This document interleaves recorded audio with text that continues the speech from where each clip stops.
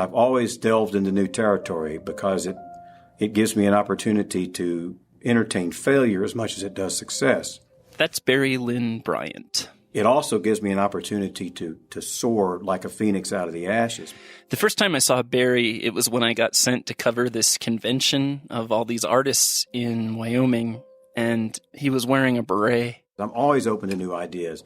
I'm always open to outside of the box. The last time I had seen anyone wearing a beret was when I was in the Army, and we were required to wear them with our dress blues. I hated wearing it, and it seemed like if you didn't shape it right or put it on your head right, it kind of popped up and made you look like some sort of deranged chef or even some type of artist. I study everything that I do in depth. Later, I got sent to interview Barry, and I wondered if he would know the frustrations and crap that some people went through who were required to wear that hat that he had put on by choice. Then he said this. I actually started photography really in '87. When I was in the Marines, I developed an Iconis 5 course because I was a Recon Marine, and we did underwater photography.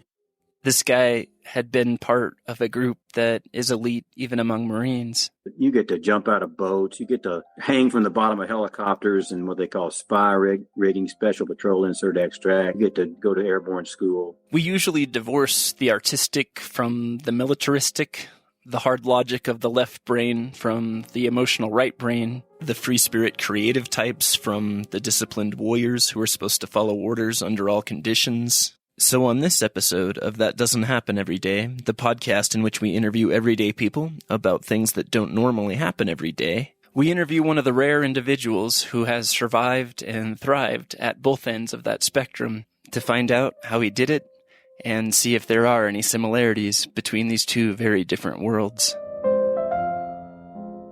Barry Lynn Bryant takes us back to his early childhood in Arkansas. I grew up in a very musical family. My brother was a prodigy. I would sit under the grand piano while he played. My mom, of course, was musically inclined, a singer and pianist. She even had a job playing in Shakey's Pizza down there in Little Rock. I could send you a photo that you would roll over laughing. It's me as a 13-year-old, and it's me in a beret. In fact, I wore a beret in high school, and everybody called me Picasso. I didn't like to draw necessarily. I just was artistic. I liked music. I liked art films. I liked art. So everybody knew me as an artistic person. I actually quit high school because I thought I was smarter than everybody else, which is a stupid thing to think. As a kid, you think, hey, I've got to get out of here and get on with life. I was a little peculiar in that way. So I was only 15 when I started college. And then 16, I guess I started going full time. And then 17, I went to visit my aunt, and I was kind of failing college because I really wasn't ready for college. And she said, why don't you join the service? So I joined the Marines. Oh, mama, can't you sing? Oh, mama, can't you sing? Barry wasn't the first guy to fail out of college and join the military. In fact, one of the culture shocks I experienced when I enlisted in the Army was how many of the kids I met seemed to be there because, like Richard Gere's character in An Officer and a Gentleman, they had nowhere else to go. In fact, at the military entrance processing station in Denver, one of the questionnaires I filled out said something to the effect of, did a judge, lawyer, or police officer tell you to come here today? I was joining the ranks of a lot of people who had never sat under a grand piano listening to their prodigy brother play. You get on a bus and they tell you to keep your head and eyes straight to the front, don't talk. And boy, when you get off the bus at MCRD, that's the Marine Corps Recruit Depot in San Diego, it just hits the fan. You get your feet and you put them on these yellow footprints, and you're in formation. It was mayhem, and you're up real late. They cut your hair, they scream at you all night long. You put your heels together, feet at a 45, hands along, thumbs along the seam of the trousers. I mean, they just start drilling you with all this stuff, and you're locked down. You can't really, you have really very little freedom. It's nutty. It's very nutty. And then when I went back to infantry training school, lo and behold, my company gunnery sergeant was a Force Recon Marine. He had a scuba bubble and gold jump wings, which is an indication that you're Force Recon as a Marine. Recon Marines, like Barry's gunnery sergeant, go on for even more training than the average Marines and engage in scouting, intelligence gathering, and deep reconnaissance. They say there's really no elite forces in the Marines because all Marines are already elite. I hate to say it, but yeah, there's a lot you get to do as an amphibious reconnaissance Marine that you do not get to do as a typical 0311 rifleman grunt. You know what I mean?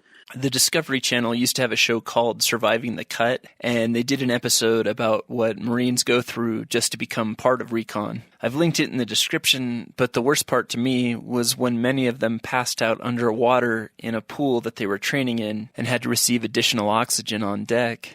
And I said, hey, Gunny Nufo, he was a Guamanian. Gunny Nufo, I want to be a Recon Marine. He goes, oh, you want to be Recon? Well, get out and give me 50. So every time, I would tell him I wanted to be Recon Marine, or he'd see me go, hey, Recon, get down and give me 50. He'd make me do 50 push-ups. So to recap, we have a guy fond of berets and the arts who wants to go to a school where you can pass out underwater so bad he's willing to do 50 push-ups at a time on demand. When I got my orders after infantry training school, Gunny Nufo handed them to me. He said, you're going to Recon, boy. We would have to walk a 25-pound weight across the bottom of the Olympic pool. They would throw a whistle down in the water, and you'd be all sitting in the deep end of the pool. And the first guy that came up with the whistle and blew it, got to get out of the pool and throw it back in. But I'm here to tell you, you get pummeled. Imagine a whole swarm of guys already known for being good at fighting, throwing elbows and knees underwater as they fight for a whistle. The only thing more frightening would be them grabbing you or trying to stop you from coming up to the surface for air because you have the whistle. You nearly get drowned, I'm telling you. That's the first time I realized, holy moly, we're playing for keeps here for real. This is really, you got to play very competitively to win that game. After a month of being with the Recon Battalion, Barry was sent to the actual Recon school. We were sent to Naval Amphibious Base Coronado, which is South San Diego, right? That's where the SEAL team trains. And in fact, that's a big rivalry and a kind of a dangerous rivalry between Recon and SEAL because, you come face to face sometimes right in front of the chow hall. We swam in the ocean. The water was 52 degrees. They let us wear a wetsuit top. I don't think we ever wore a hood. They made us carry one, but we never got to wear the hood. If you don't understand why the instructors would require you to carry a hood that could help you stay warmer in the water but not let you use it, welcome to the military. 52-degree water, and you swim 3 miles. It takes an hour and a half. You have fins on your feet, and all of your NCOs and staff NCOs and even the captain, they're all swimming, leading the show. They're all doing it too, doing the very same thing you are. Going through it, but you could quit anytime I guess you wanted. It would be hard for you to quit, especially if you were already assigned to a recon battalion. Some people did. Some people weren't capable of mentally handling things, right? Half of my class dropped from, injury or other thing or hypothermia. Barry, the artist with the beret, was one of the ones who graduated from the school and then spent the rest of his time as a Recon Marine in Hawaii and other places as well. Although Barry was called to Camp Pendleton during Desert Storm to be on a casualty assistance team, he does want to make it clear that he was never in combat. In the military, you only go to a combat zone if you're actually sent, so no matter how much you might have trained or prepared or been willing to go, bottom line, if all of the factors in play that send some units to combat don't send yours, you don't go. I asked Barry if there was a place for artists in the Marines, let alone the Recon ones. He said this about artists. They're essentially pulling the rugs out from themselves to produce new and groundbreaking and limits-pushing things. You can't do that in the Marines. It's attention to detail, attention to orders. You have to do what you're told. You put all the supplies and pack your gear the same way so everybody knows where everything is. You're all the same, essentially, because it'll get people killed if you don't.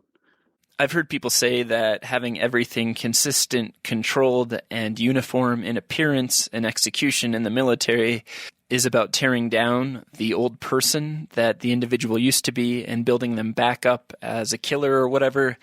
But my honest experience was in an environment that deals with moving lots and lots of people, sometimes thousands of miles, to do dangerous and complicated things.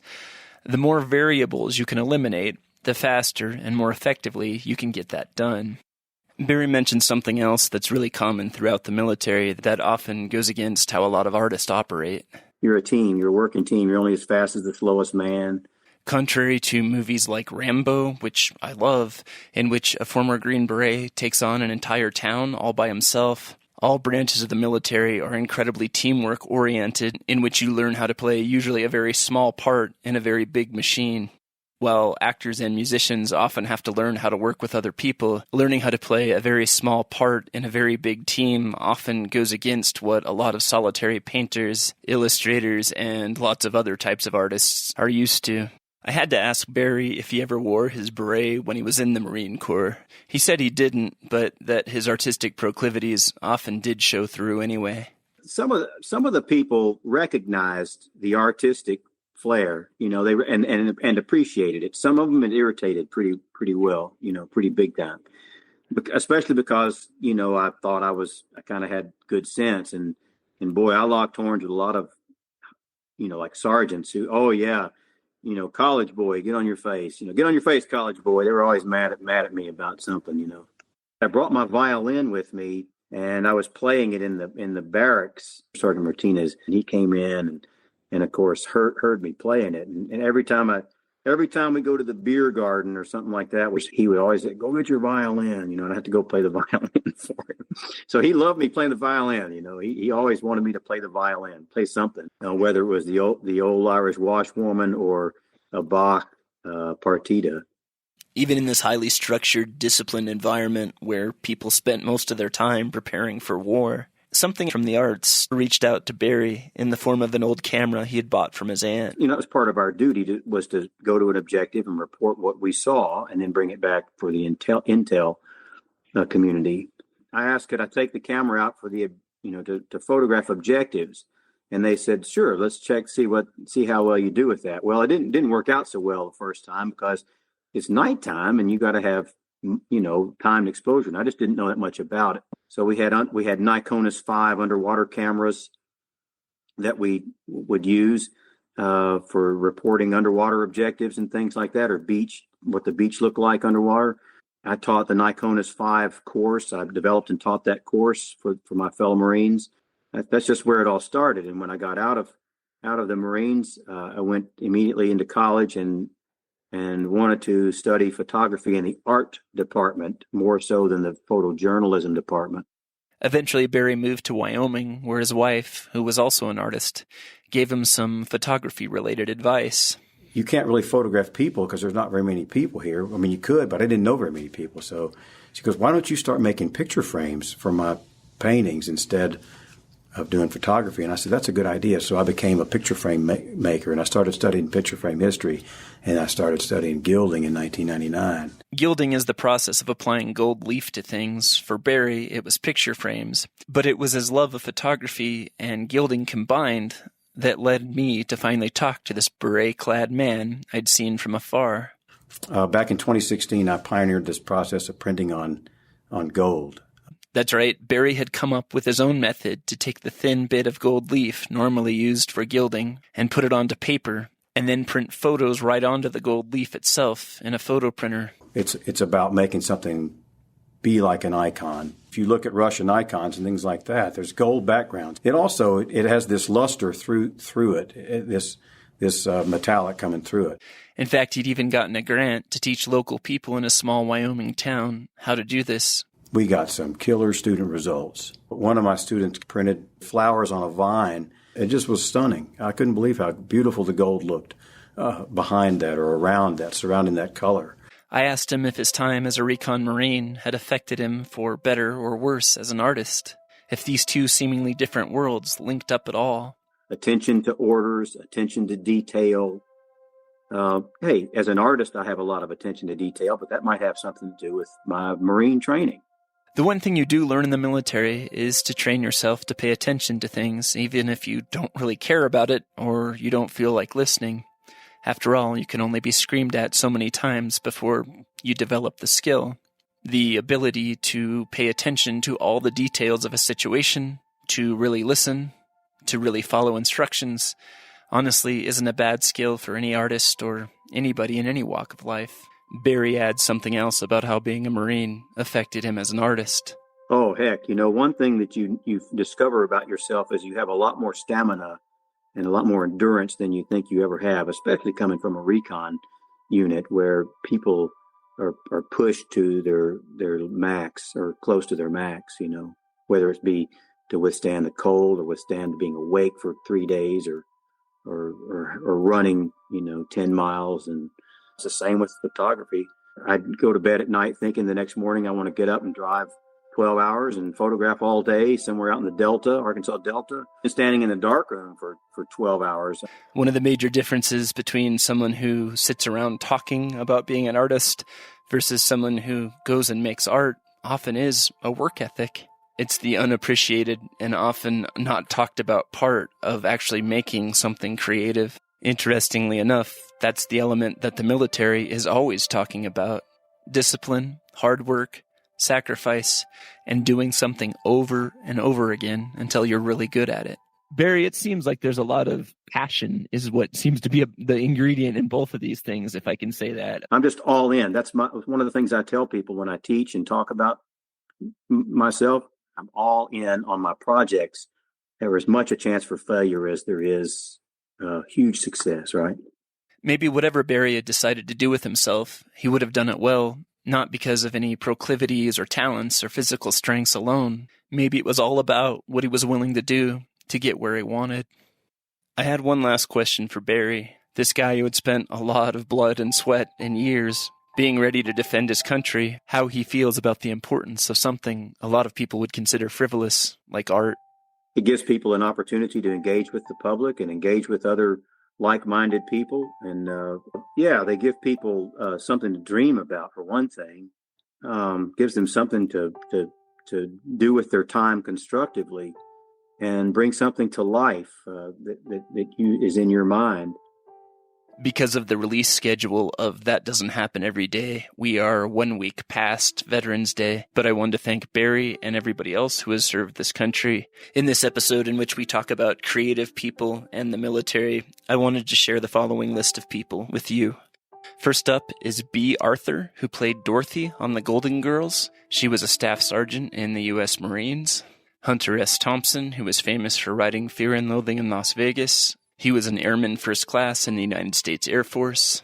J.D. Salinger, famous for writing Catcher in the Rye. He was a staff sergeant in the Army and was present at Utah Beach on D-Day and the Battle of the Bulge. Elvis Presley was a sergeant in the U.S. Army. He was famous for, Elvis.